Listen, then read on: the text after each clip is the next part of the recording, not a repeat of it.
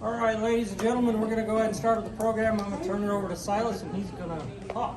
All right. Thank you, everyone. Hello. Okay, very nice. Thank you all for having me. I really appreciate it. Excited to talk to you about my work tonight. As has been said, my name is Silas Coggeshall. I currently live and work in Fairview Heights, and I just recently graduated with a Master of Fine Arts degree in painting from Southern Illinois University, Edwardsville, just this past May. So just made it up to you. Appreciate it. It's a wild ride. It was 7 years of art school. I was ready to get out. All right, so today I'm going to talk a little bit about how I got to the present work. Up here I have several paintings in various states of unfinished, and I'm going to start with work that I began in undergrad and how that kind of leads to the work I made for my thesis, and then kind of the postgraduate research I'm doing now over in Fairview Heights. I got my undergraduate degree, a BFA in Painting and Drawing from Western Illinois University up in Macomb, Illinois, back in 2019. The work I was doing there, different from what I'm doing now, it was primarily figurative.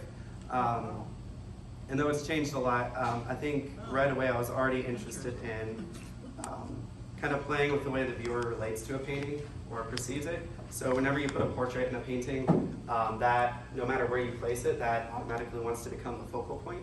But by flipping the figure upside down, placing it at the bottom, it's hard to make the focal point exist at the bottom of a composition. And so right away I was interested in the tension that came from this. And this is in reference to some lesser known painting motifs of St. Peter. The story goes that St. Peter did not feel worthy to be crucified as Christ, and so he requested to be crucified upside down. And so a lot of the work I was doing in undergrad was really engaged with iconography and religious work. And whether or not it was effective, the idea that I was particularly interested in with my undergraduate work was taking these notions of the spiritual and divinity and kind of pulling them into the kind of banal and everyday. Again, you know, undergraduate work, I don't know if that reads conceptually, but it was just kind of an early area of exploration and kind of figuring out how to take the paint and communicate with that. During undergraduate, on a whim, I took a sculpture class and really liked it. In fact, I've always considered myself like a painter, like that's what I'm about, but for a big chunk of undergraduate, a lot of people weren't too enthused with my paintings. They were like, no, the sculpture's where it's at. You need to switch over to sculpture or printmaking. And I was like, I don't know about that, but I did enjoy it. So my compromise was I was always trying to think of a way to marry painting and sculpture. And that never really happened in undergraduate. There were two kind of separate parallel practices that existed side by side. This is just stucco cement on a plywood form that I cut out. It's about between 5 and 6 foot tall, so it just sits on the ground. And I was enjoying these kind of, these three-dimensional explorations, but it was never clicking with what I wanted to be my primary practice. And so a lot of the work that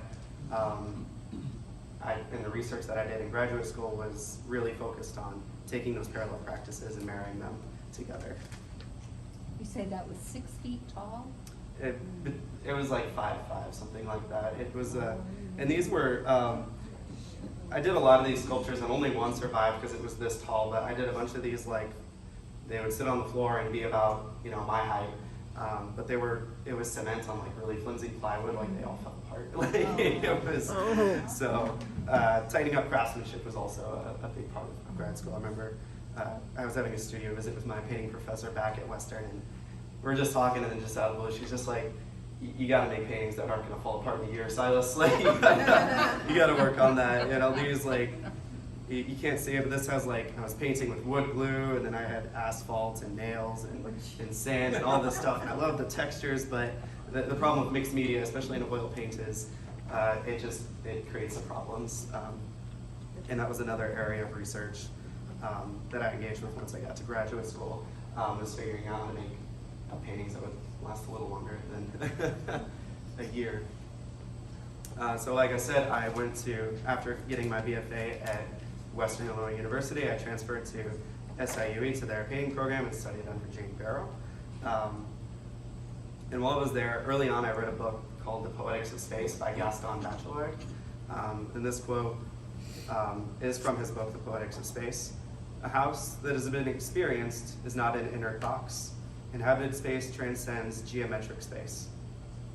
And so what the entire book is about, and just to unpack that cryptic statement a bit, is the whole book is exploring how we experience a house or a home and how that's different than our kind of rational data. Like, I can give you the blueprints of my house, but the way I experience and actually live in the house doesn't have a whole lot to do with kind of raw data and blueprints of a house. And the book explores just, emotional or psychological implications of a basement and the way we use a basement and all these kind of abstract ideas like that. But I was really kind of taken with that, and that is probably what influenced my graduate research the most, was reading that book. And so, like I said, and even when I came to SIUE, I was like, I am a figurative artist, like that is what I'm doing. But the nice thing about grad school, and especially a 3-year program, is they kind of give you the first year to not make any work that's finished. In fact, they encourage you to kind of cast off your previous body of work and just experiment for a while. So that's what I started doing. And this came out of a textiles class, and this is an early example of me still exploring notions of identity and presence and the figure, but not by actually painting it, but alluding to it. And so I still had and continue to have all the same concerns I had as a figurative artist, but I have moved away from actually painting that. And so this was an early textiles project. And again, none of these really survived either. I took textiles, I was really excited about it, and then found out I really don't have the patience to sew. So I just like saved and stuff together, and they let me, so it worked out. But there were a lot of precursors to the current body of work, and this was an early, what I would consider a precursor, where I was still invested in the ideas of figuration. However, all of these kind of new ideas about the home, memory, family history is a big part of kind of what influences the objects I pick in my current paintings. And this was an early example of that. This is the first one where I isolated a shape within the painting and then built that out 3-dimensionally. And so that table, this is just a rectangular canvas, and then I just isolated this shape. Oh, I'm sorry, you don't even see my cursor, my bad.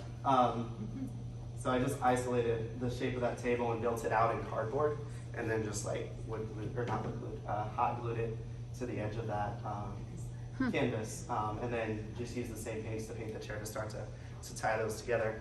And that's little slide on the right. I was also really interested in performance art, and so the idea was I do this video performance where I light the candles on the painting, and I sit down with this painting of my great-grandparents and just kind of sit there for a minute and then leave. I've not maintained performance art in my practice, but this was just kind of this melting pot of all these different ideas that didn't necessarily all stick around, but a lot came out of it. And so from that, this is what I considered kind of my first thesis painting. In my thesis show, this was like the oldest painting that I did include in it. And I remember I had all of these paintings planned out, and they were all primarily figurative. And I was working with a very, very talented figure painting professor, and it was just, I was struggling with it. It was this huge headache. I didn't take to it naturally, and I had a sketch of this nightstand just somewhere in my sketchbook. I'm like, I can, do this pretty quick and not worry about like what knee is in front of which. And I did it, and I realized like when I removed the figure, I could take the painting much farther than I had been able to previously. And another thing I really liked about this is the way it directly engages the viewer. And so the idea that sort of came about from this and the body of work moving forward is these are still about all the same ideas I was interested in with figure painting, particularly the individual, identity and space. But now instead of that being about a painted figure or individual, this kind of shifts it to being about the viewer. And so it's about how the viewer relates to this object in painting. Instead of the viewer looking at a painted figure, or instead of a viewer looking at me, have this kind of experience or interaction, then it becomes about you interacting with these objects in this space. So what are the objects that are actually stuck on there Yeah. versus what you painted? So this is, I mean, it's mostly flat. I wish I had a pointer, but the mug, there's an actual mug on the top, and I just broke out the back so I can kind of adhere it at an angle.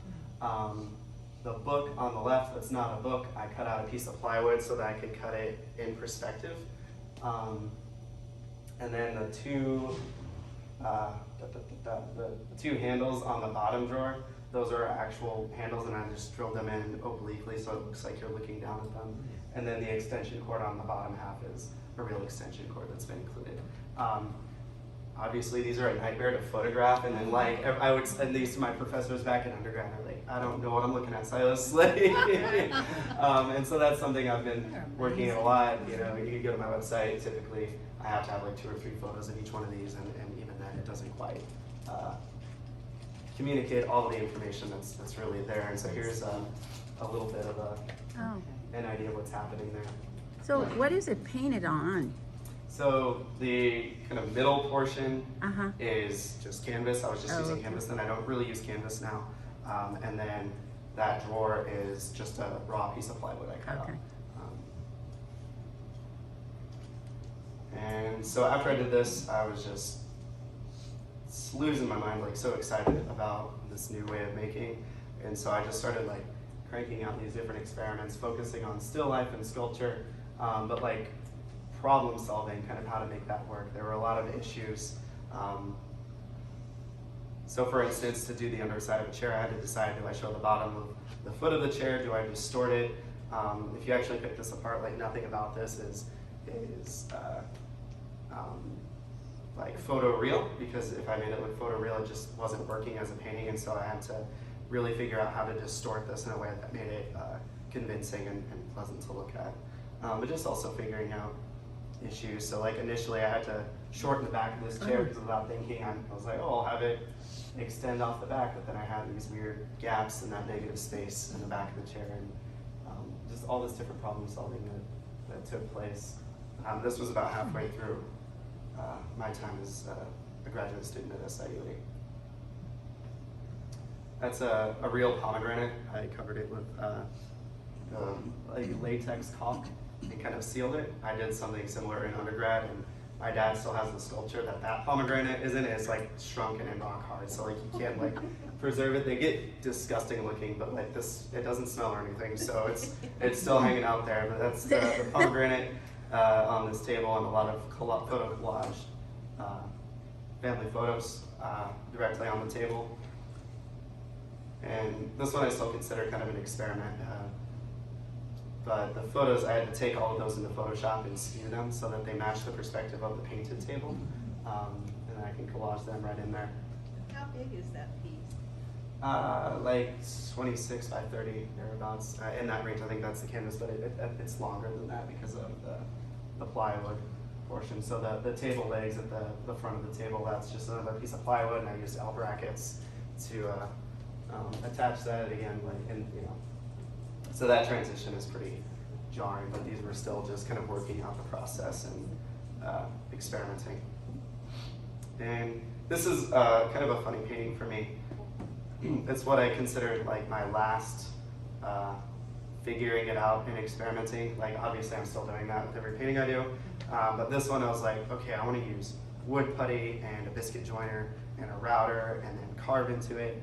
And I added all these different materials that I'd never used before, and typically I do a painting, it takes me like a month or 2 to finish. I spent over a year on this and never was like, yes, that's done. I just like fought it for a year, and I'm like, okay, it's gonna be done. Like, I'm just letting that one go. But again, I was able to figure out a lot with this and really enjoyed that process. But again, still just kind of fooling the eye with mostly flat surfaces and then like a little bit of bas relief. So there are some moments that raise off the surface just slightly. So the corner of the nightstand with the photograph, like the photograph is a piece of paper and that corner is built up with wood putty, so it all just slightly raises off of the surface. Just enough to kind of play with the eye. And then move into some more stronger that I was excited about. This is another one I love showing pictures of it to people, and they're like, I don't know what I'm looking at, Silas. But that helps clarify it a little bit. This one's a little bit different because I used an actual chair. Beautiful chair, and I destroyed it, but it was worth it. But I took the headrest and the base and actually drilled that into this panel. And then using wood putty mixed with paint, I was able to create the transition from the seat into the painting, and so I was pretty happy with that transition from 3-dimensional into 2-dimensional, and making that convincing.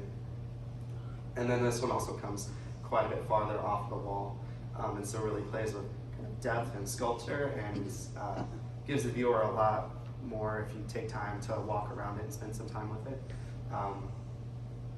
You know, one of the things, especially in studying contemporary art, it was really important for me in choosing painting to, as opposed to like film or digital media or any of the other materials that I could pursue.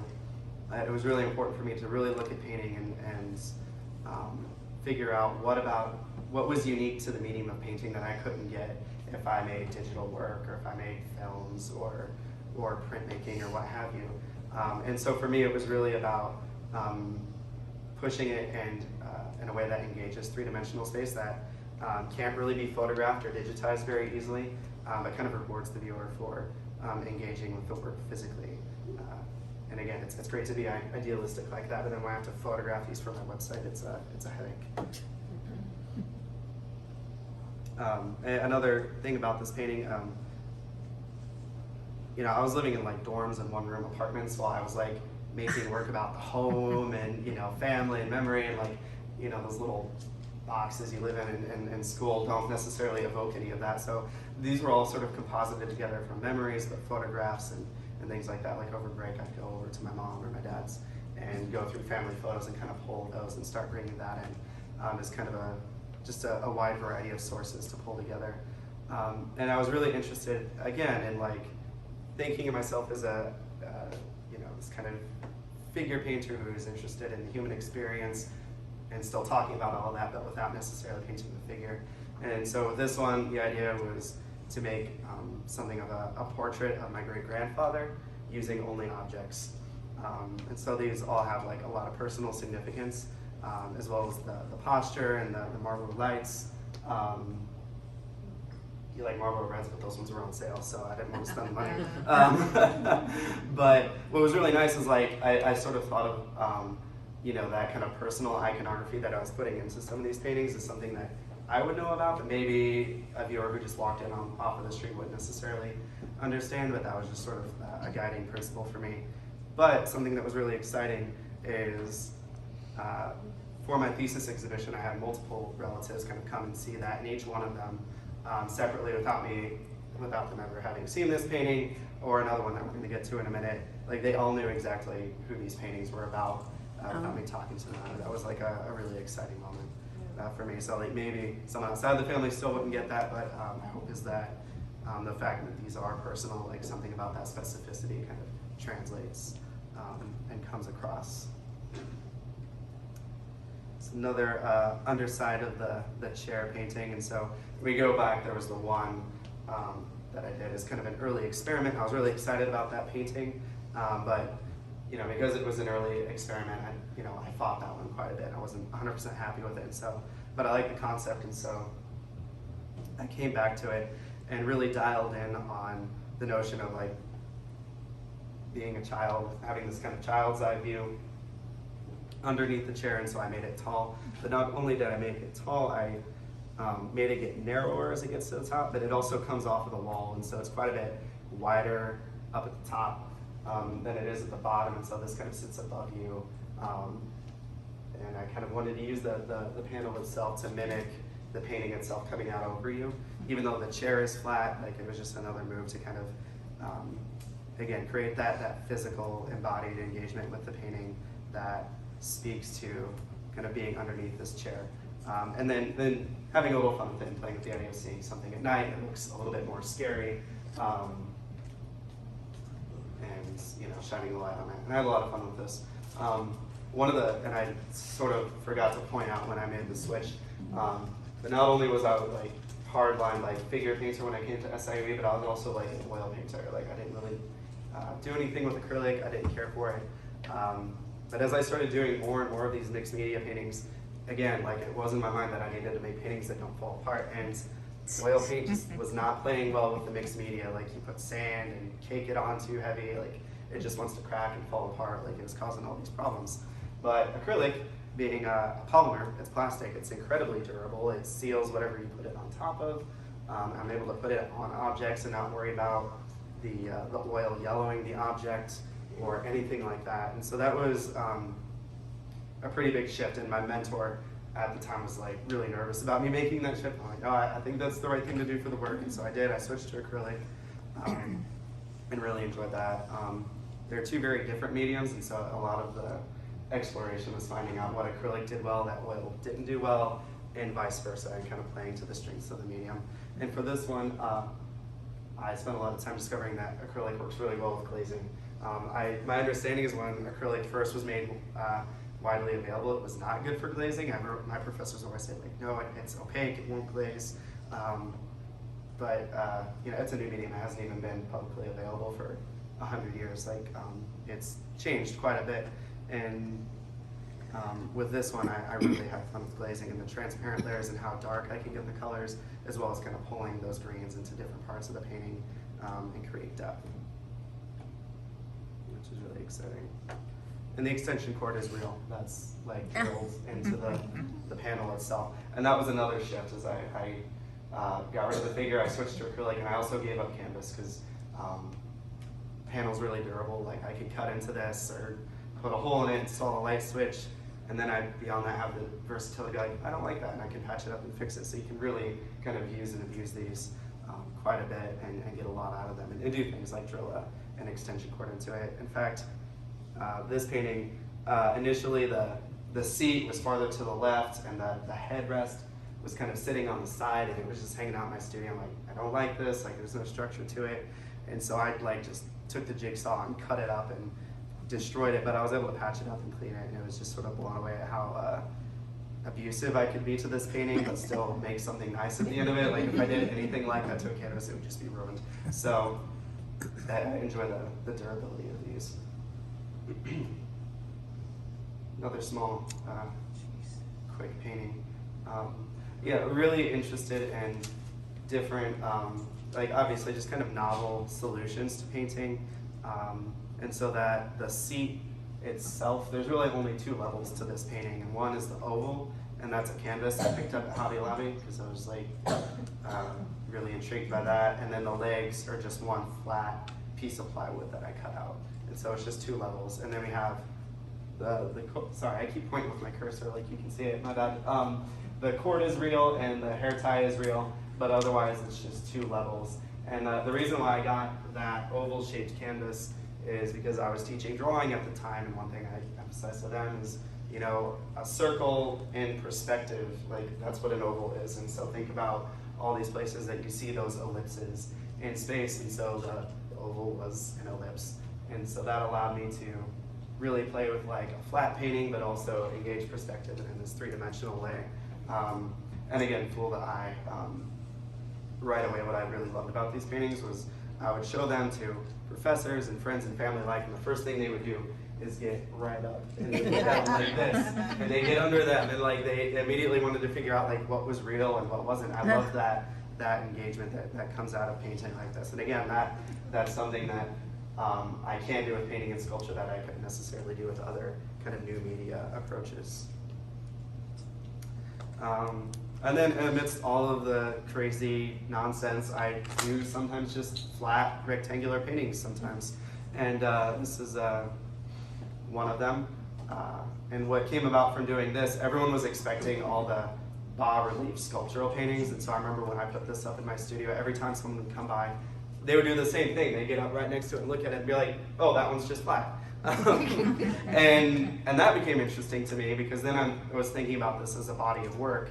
And as a body of work, I'm really interested in that notion of trompe l'oeil, or fool the eye, which is a kind of an old painting tradition. But within that tradition, it was fooling the eye to kind of trick you to think that this flat surface was three-dimensional. And I wasn't entirely wanting to make you think it was real, but I wanted to make the viewer question what was real and what wasn't. And once there's a whole body of work that sets up that expectation, it doesn't take a whole lot to then make people question, like, is this flat, is this sculptural?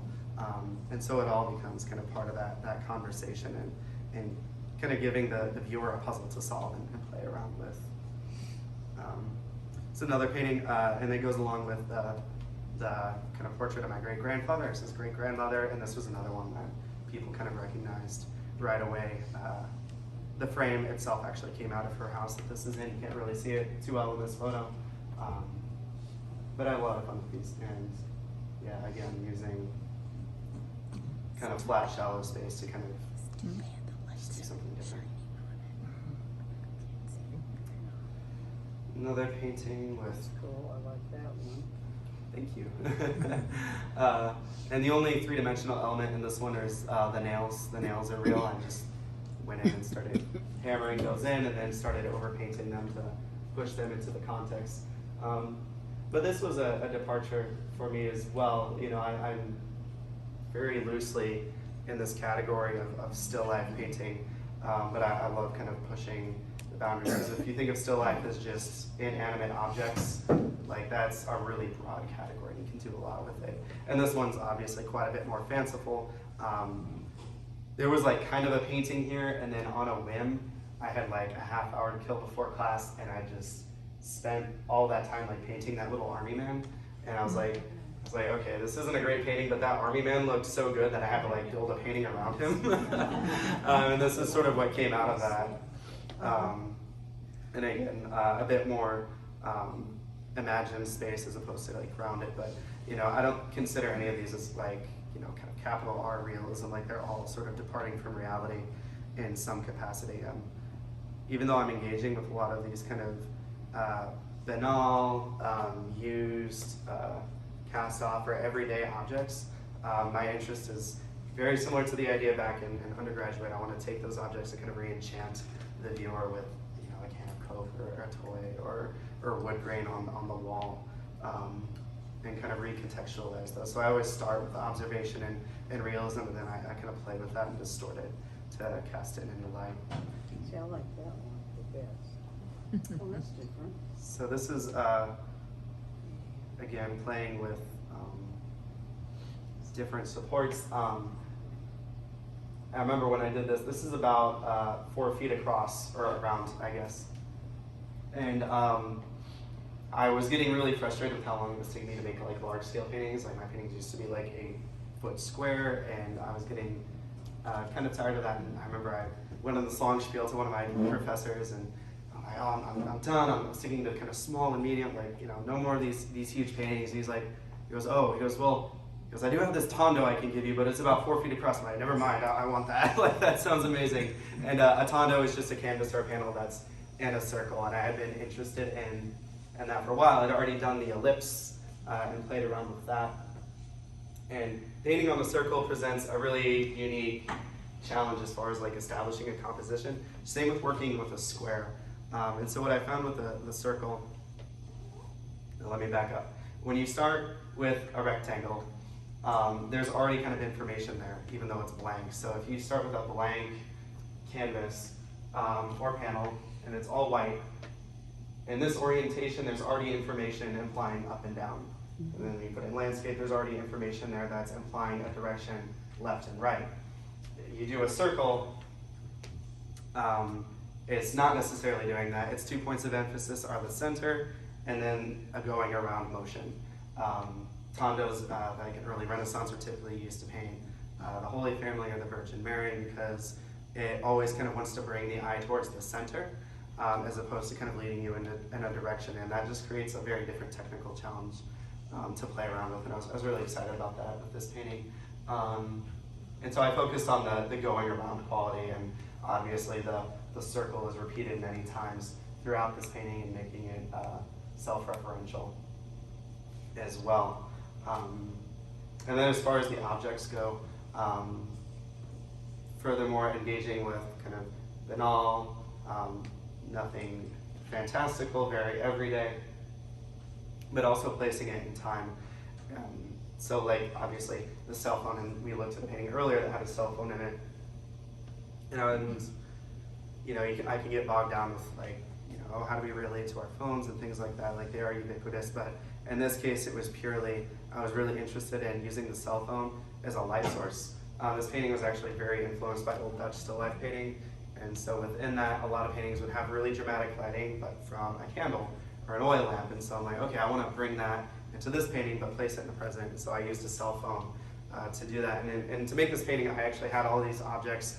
I drew out this big circle on newsprint on the floor of my studio, and I climb up on my ladder and look down at them so I can get this top-down view. Unfortunately, cell phones don't illuminate space like this at all. I got like a big clamp light and placed it down there so I can get the light that I want. So again, like starting with like observation and reality, but really kind of pushing that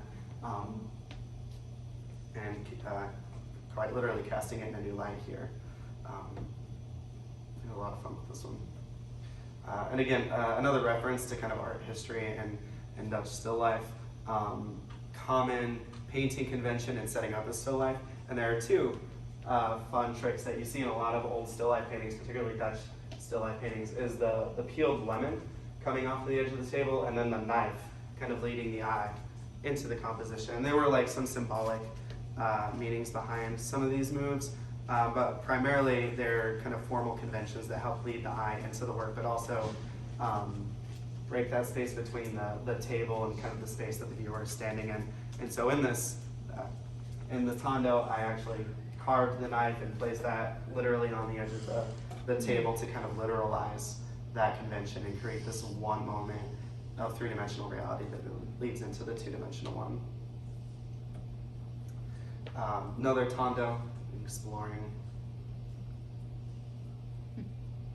It's a little bit brighter than some of my dark and moody paintings. And then really interested in, again, like trompe l'oeil paintings. A lot of trompe l'oeil paintings have these kind of top-down points of view.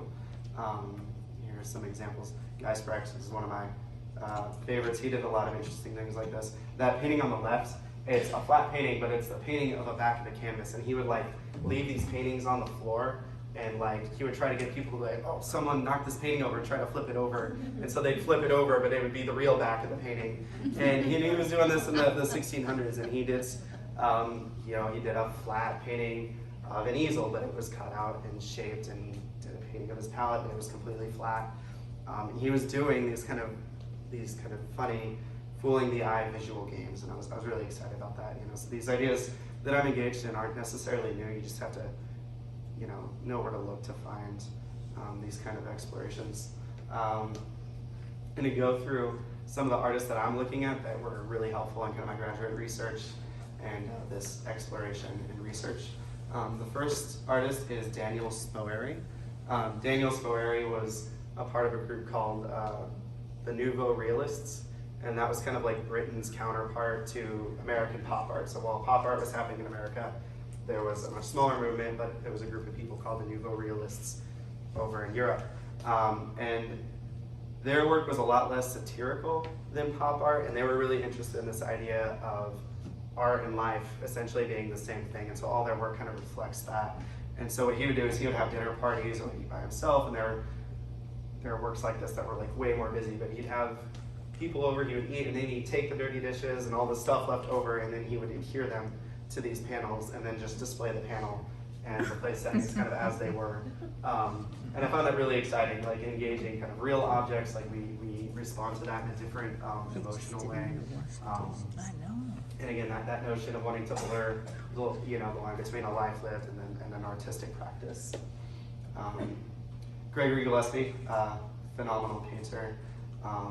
He also did some mixing of 2D and 3D, and not a lot of his work, but this one, and I couldn't find the detail of it anymore, but at one point there was a detail. So that bottom portion with the light bulb, that is real. The broom and the hat are real, and then everything else is painted. This is also a difficult painting to photograph, I imagine. And he's also someone who's taking these kind of unexpected objects and then using kind of Renaissance conventions and compositions to connect kind of objects of the studio with these notions of religion and divinity. all stuff that I'm interested in of the work by him. Joseph Cornell, sculptor. He made these shadow box compositions.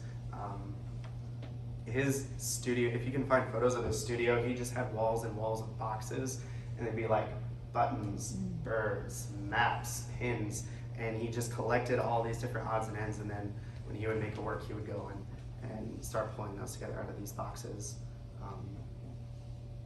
Create these just kind of like lovely, intimate, small compositions.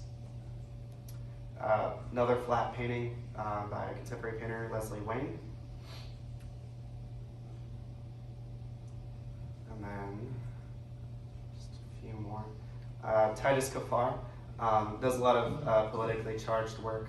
And what I really loved about kind of studying him, when I do kind of mixed media moves, they're sort of kind of vague and poetical. But whenever he does something that sort of breaks that convention of a flat painting on a canvas, there's always like such intentionality and a really clear message being communicated with his mixed media moves. Like, he's not doing anything arbitrary, and I think that was really important for me early on, because when I first started doing mixed media, I would just staple objects on canvas for no reason, and they didn't really justify their existence. It's important to, if you're gonna, for me, if I'm gonna do a mixed media work, to make a painting that if you took one of the media out, it just doesn't exist anymore, it doesn't work, and so how to like fully integrate those. It's really important to me. And then last painter, I just think these are great paintings.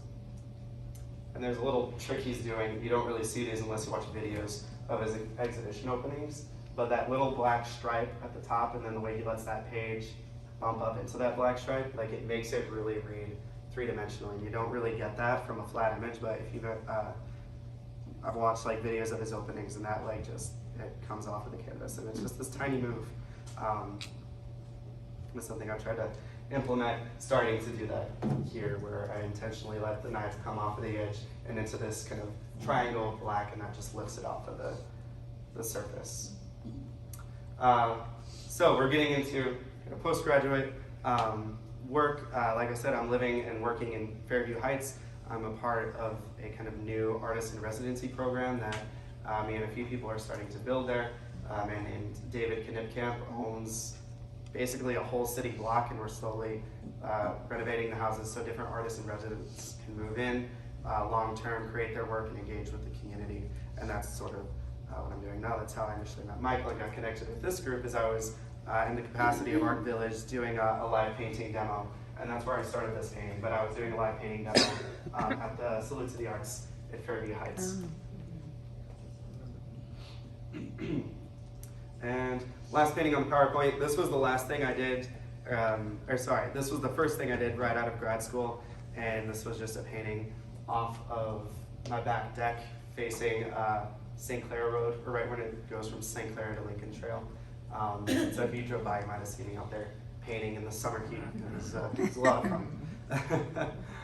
And so we're going to shift to kind of current research. Are there any questions so far? I know I'm just kind of like rambling through here. I'll be sure to let you do that.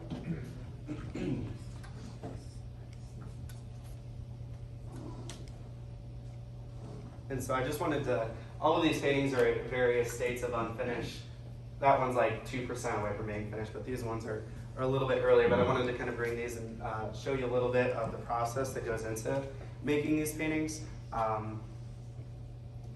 Work in undergrad I did was like very spontaneous and fast, but to do these kind of sculptural pieces, there's a lot more planning yeah, just a lot more planning and problem solving on the front end before I even start these paintings than some of my earlier work. And so here, you know, starting with kind of photographic sources, and then from there turning that into a sketch and figuring out kind of what angle I want to use. You know, photography distorts things so much, and so deciding kind of what I want these different planes of the nightstand to look at and what I want the composition to be, the more I can figure out in the sketch, the less I have to worry about like, oh, what if I get 10 hours into it and I decide I want that drawer over here. And you can do that. In fact, with this painting, this drawer it was about twice as long as it is now, and I was like, oh, it's, you know, it's fun and playful, but when I did it, I was like, it just doesn't, it doesn't work like that. Drawer would never fit into the nightstand, and it didn't feel intentional. So I went back in, I drew the bottom of the drawer, and I took the jigsaw and cut it back down. And so those changes still happen, even with a certain amount of planning. But I try to eliminate as much of that as I can on the front end. And so, okay. So I'm going to talk about this painting, which is like the least finished. But I wanted to bring you this just so you can kind of see the way these get put together. But the idea is that this is the wall of a doorway that you're looking at edge on, and then this is one room, and then this is the other, and we're kind of in between the two. And I'm excited about this one because it actually comes out into 3D space. Like all the other ones kind of trick you into like thinking it's, you know, coming forwards when it's actually still just flat. And so I was really excited about this and kind of expanding that vocabulary. And so there was a lot of drawing, probably not as much as I should. My professors back in undergrad used to make me do like 40 to 100 thumbnails before starting projects. I don't really do that anymore. But I was really interested in figuring out kind of on what side I wanted that doorway and how much space I wanted one room versus the other, things like that. Another important thing here is I've left the top and the bottom open so that this can come off, because this is very hard to move around my house in its current state, but right now I can just drill this and it'll pop right off and make it easier to ship. Let's see. So yeah, like I said, this was the painting I started at Salute to the Arts, and this is pretty close to finished, and I'm pretty happy with it. Again, playing a lot more with glazing and the kind of transparency, as well as building up layers and then sanding back down. And so if you get up close, because it's a panel, when I gesso this, I don't necessarily want the gesso to be flat, because that creates a little bit of a kind of like a canvas weave on the panel. And so I have the sturdiness of a panel, but then I have the texture of the gesso. And so as layers of paint build up on that, I'm able to take kind of fine sandpapers and then sand back into that and start revealing previous layers as the painting develops and moves forward. And yeah, like I said, this one changed quite a bit, but this one's pretty close to finished. And this one is got a long way to go. And then these ones, you know, maybe a little bit beyond half. This is the globe of a ceiling fan in my kitchen. And again, this one, for me, really continues to connect with that idea of taking the everyday things that we're surrounded by and then recontextualizing them in an exciting way. And then even though this is like a flat painting, I do think it's significant that it comes off this high off of the wall. Like I do like playing around with how shallow or wide the backings of my panels are. So these are pretty early on, but this is my current research and kind of where I'm at now. And that is where I'm at. So are there any questions? Yeah. Yeah. On the piece that you were talking about, the 2 rooms, 2 rooms, yeah. where the wall comes out, will you finish more of the wall? Or? Yeah, so this is like, I built this last night actually. Okay. This part. This is gonna get wood puttied and sanded down and then primed quite a bit. I'm gonna actually install physical light switches on this side, so it's gonna engage space in that way. And once I put this here, like now this wall doesn't really work. It's early, but like I understand that I'm gonna have to play around with this to make this convincing, as well as that cast light become convincing. But yeah, this is gonna get wood putty, primed, and then I'm gonna at some point drill in and start installing like physical things as well as painting the illusion of different objects. I think I'm gonna paint like a thermostat on this side, but that won't be 3-dimensional, that'll just be flat. And so, you know, just playing those kind of visual games. How do you decide what is going to be flat and what is not? Yeah, I don't know. I think it's pretty intuitive. Like the more I do it, the you know. So like looking down at the nightstands, you know, I've done that a few times, and like having the drawer come out like that's a kind of trick that works really well. So I know I can do that. Yeah, it's about looking at objects and furniture and figuring out like, okay, can I isolate that shape and cut that out of plywood and make it flat. But it's mostly intuitive and trial and error. I Didn't at think. one point you have a three-dimensional painted book on, was it on that painting, or it must have been another painting? It must have been another one, yeah. Well, there are a few here. Well, I was just gonna say that, it seems like that would be a good one to, Yeah, no, and that would emphasize the height of it. I have done that before, where I cut the book out, but also paid attention to perspective. yes, but it wasn't like, it wasn't a real book, it was, No. painted to look like one. Yeah, It's like, yeah. real intriguing. Yeah, and that, and that was what was interesting about those top-down still lifes, is if you do those like to life scale, you can just throw objects on those and then it works. But once you put it into perspective, you can't, it's a lot harder to put a real object into that context. And so there's a decision like that. Like if I want to use real objects, I think a lot about how I'm going to incorporate that object into the painting, and like if I put it in perspective versus keep it flat. So at this point, it's still like a lot of discovery and experimenting, and intuition. We'll never look at our nightstand the same. Good, that's the goal. I'm really appreciating your floors and your. Thank you. Yeah, wood grain, I really like pattern and the way that activates the surface, and for the longest time I would talk to my professor and be like, oh, if you only painted the wood grain that we're seeing, and you're like, oh, that'll take too long, that's crazy. And like I spent like years building up like how difficult it would be, and it takes like a few minutes. Like it takes no time at all. It's actually one of the more pleasant things to paint. So if you thought about doing pattern but been holding off, just do it. Like it's not as hard as it might seem. Yeah, I saw a hand back there. Yes, early in the presentation, you spoke about a book that inspired you. Yes, And what is the book? the Poetics of Space by Gaston Bachelard. You're talking about what you select for your three-dimensional, different layers. Yeah.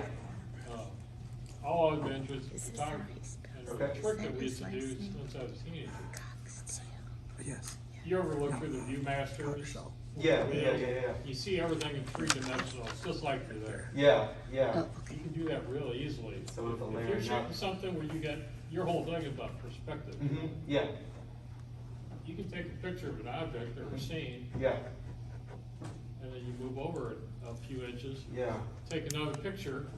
Only you layer them up and. Well, you can actually, there's a thing, you can get prints of them and reverse them. And you can cross your eyes and look at the two images. Oh. Interesting. That's what the viewfinder did. Now, Yeah. not Yeah. everybody can do this. It's Yeah. only about half people can do this, Okay. but you pick out like an object. Say I take a picture of my cub from back. Yeah. And I take a picture, I get two prints of the same picture, but Yeah. a little different. But like I said, I believe you have to reverse them, and then I'll look at an object like my cup. I'm seeing two pictures, so when you cross your eyes, you That's see fascinating. two of these. Yeah. And by, But then they over superimpose. yeah, you try and get them lined up, and all of a sudden your brain will lock on. Interesting. And it's hard to do Yeah. once you do it, but it'll lock in, and you can actually hold it. You can look around, you can see I the never same- thought of engaging photography that way. I'll have to look into that like that. But that might give you some clues if you Yeah. have something, so what do I want to highlight? Yeah. Things that are multi-level, that might give you some ideas. Yeah. It's fun to play with. Yeah, thank you. That's very cool. You could probably do it on computer screen. Yeah, no, I'm sure there's like a software that'll. I know, yeah. Cool. Yes. Cecily, what was the name of the man that started the artisans place over in Fairview? I've heard of it. Oh, myself. David Knipkamp. Knipkamp? I go to church with him. You do? Yeah. Put me on the spot. No idea. Fine. Yeah, but the artist residency is Art Village, and so you'll be able to find us pretty much that way. But it's early. Like he's been doing the planning for a while, but it's still in its I've been early hearing stages. little Yeah, bits and we're pieces. reading. Yeah. We just got our second artist in residence, Sarah Knight. They're a ceramicist. They just moved into the house next to me, so it's slowly building momentum. And we also installed in tandem with Salute to the Arts, we installed the sculpture park on the property, and so we have some public sculpture. Maybe that's where I heard from it, as because well. I was at Salute also. Okay, yeah, that was probably it. Yeah, we had a lot of press for that. So Is your website your name? Yes, I do have to renew it, but I am going to do that this week. But you could find me on Instagram too, and it's just my name _art. So, yep. Yes. I'm on the committee, in Fairview Heights for Okay. art, and I know Catherine and Yeah, Cindy yeah. Howenstein, we're all on this committee, but I've heard of you, but it's the first time I got to see Okay. you. You articulate your work so well. Thank you. It's just Yeah. a pleasure listening to you. I appreciate it. Thank you. I really appreciate that. I was telling Michael, I haven't done a presentation like this since I graduated, so I'm like, it's good to be back, but I'm a little rusty. Very good. Is that project, I heard they're gonna have outside work, sculpture, is it gonna be? Yeah, we have some public sculpture there now. That's Is there an indoor, like, it's gonna be? not yet. We're turning one of the houses into a gallery, so we can start exhibiting work, but that's in progress. So. Where is it located in Fairview? On Old Lincoln Trail, my house is right across from Granite School. Like I'm right there. So yeah, and he owns that. It's bigger than a city block, but he owns like most of the property there. We're slowly like turning that into. There's kind of- sculptures on there, isn't there? There are There's sculptures. sculptures. on Yeah, there are. Yep. We worked. There's an artist residency in Granite City that's focused on public sculpture and metal work. We kind of worked in tandem with them to bring some public sculpture to Fairview. So. So are you still teaching? I do workshops at the Edwardsville Art Center. I was encouraged. I would teach like drawing and things like that, and like live painting at SIUE as a grad student to pay for school. But academia is a hard career to get into, especially right now. And I just spent 7 years because I went straight from undergrad to graduate. So I wasn't ready to jump into that yet. I wanted to focus on my work, but I do teach a few workshops at the Edwardsville Art Center. But primarily I work as a gallery assistant at the Sheldon Art Galleries over in St. Louis, and so that's like my main job at the moment. What do you attribute your passion for art, where that came from when you were younger?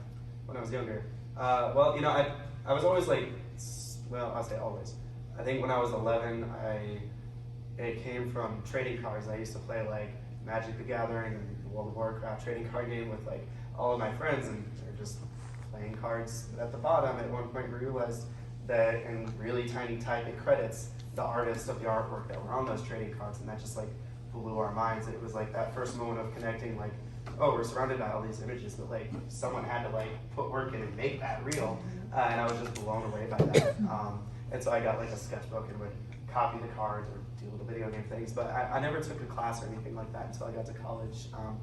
Back in the community college I started at, I thought I was going to go into psychology, and then but I had also signed up for drawing 1 and art appreciation.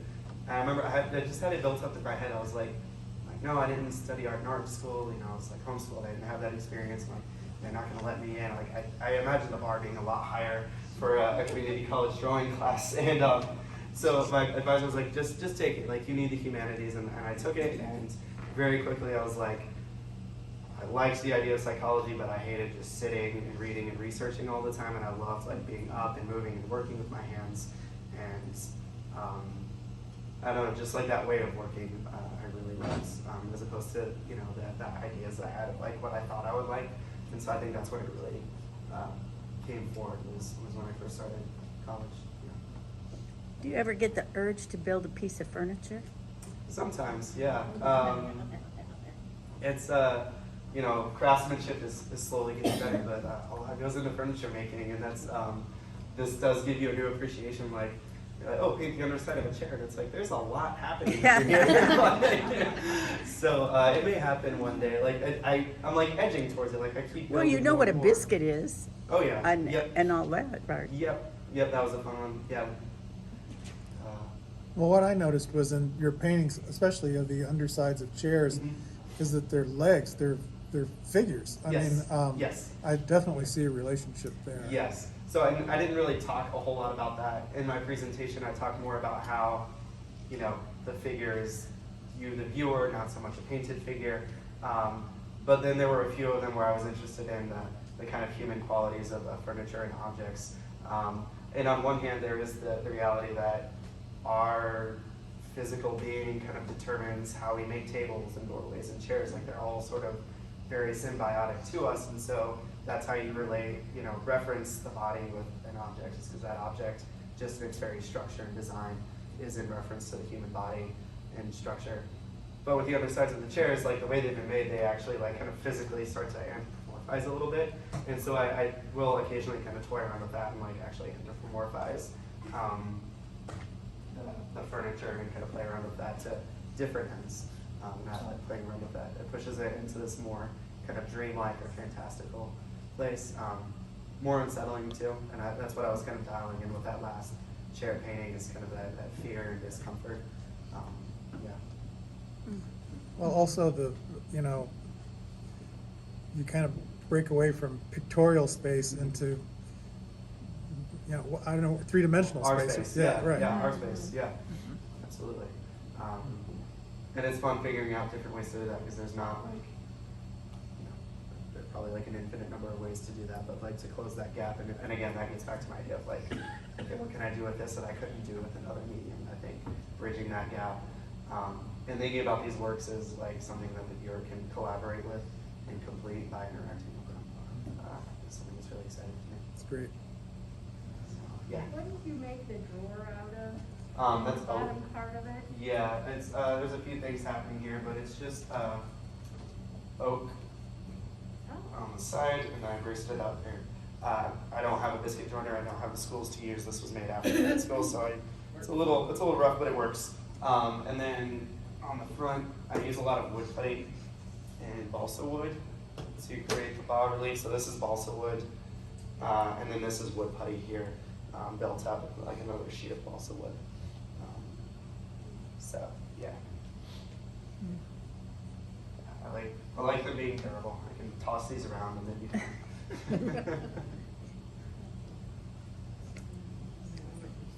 Very good. Very good. Thank Very you. good.